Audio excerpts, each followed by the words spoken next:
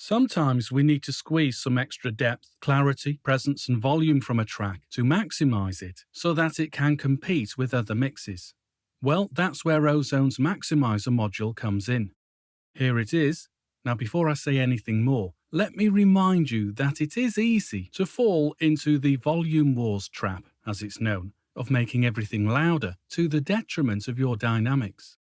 But once you start using this module, you'll find it's very forgiving, even when pushed. Certainly when you experiment with the 3 different modes, by limiting the dynamic range of your audio in parallel with boosting the perceived overall level of your mix. So I've got it here ready to maximize this track. You'll notice at the left here, there are those 3 limiting modes available I mentioned a moment ago. Choosing your first option, IRC1, well, this is a digital processor that's been designed to be as neutral and transparent with its limiting as possible.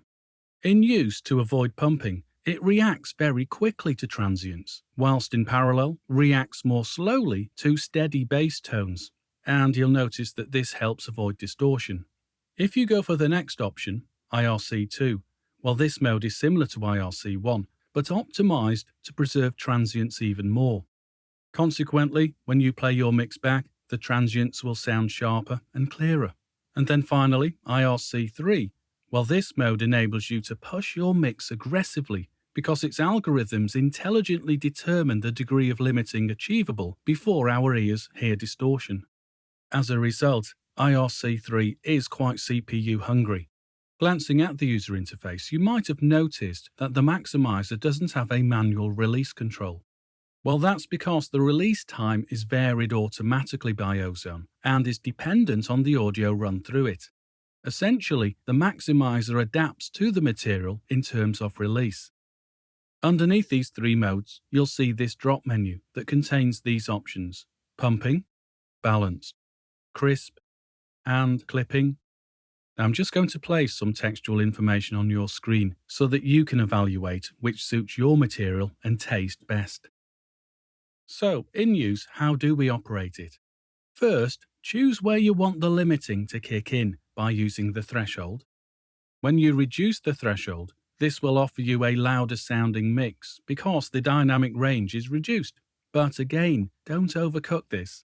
All maximized tracks can get quite fatiguing after a while, but once you have decided, now you will set the ceiling level, and this sets the final output level at which the audio cannot go above. In practice, I tend to set this between -0.5 and -0.3 dB. iZotope suggests -0.3 for when you know you'll be including dithering later. Furthermore, if you eventually want to output to MP3, it's wise to make this between -0.6 and -0.8 in order to avoid clipping later. We also have this character slider, and this allows you to adjust the overall response time, and by association the sound of the maximizer in use. You can move this between slow, transparent, smooth, and fast. If using a stereo mix, and this is likely I know, although not compulsory, I tend to do a lot of spoken word recordings, and these are recorded in mono, but anyway, if you are using a stereo mix, you might want to use the limiter across both sides of the stereo image equally.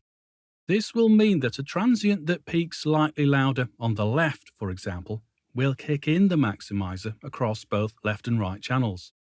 However, by contrast, you might want both sides to be independent and react to spikes individually. If that's the case, use the stereo unlink option.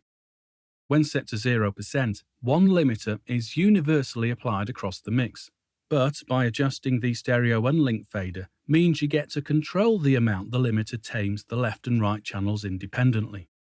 Now, of course, again, this is going to be largely dependent on your taste and the material that you run through Ozone. So what I'll do is I'll place some information on your screen so that you can evaluate how this is going to work for your material.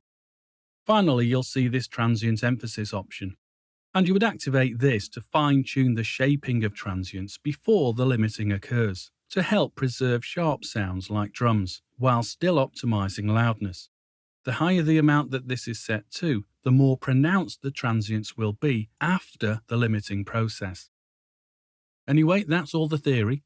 Let's run our mix through Maximizer and see what we can do to get a clearer, more transparent, and let's face it, a louder mix. Here we go.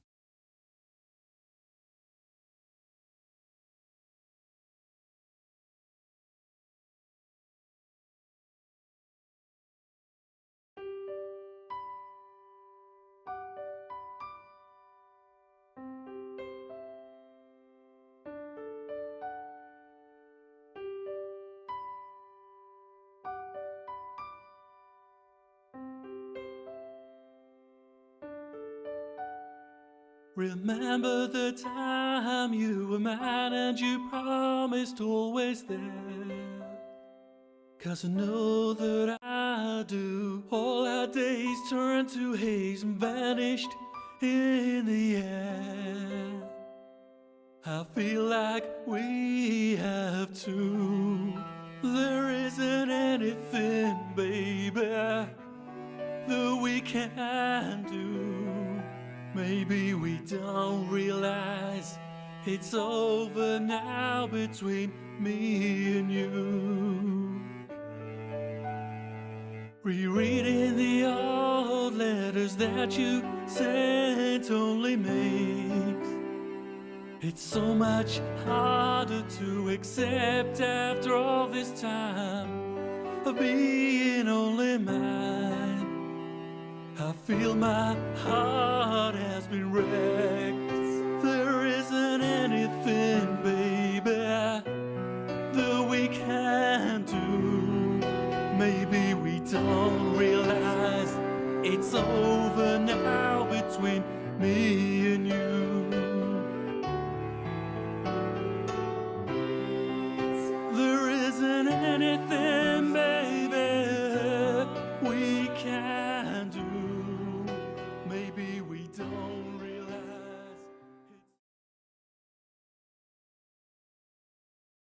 Sometimes we need to squeeze some extra depth, clarity, presence, and volume from a track to maximize it so that it can compete with other mixes.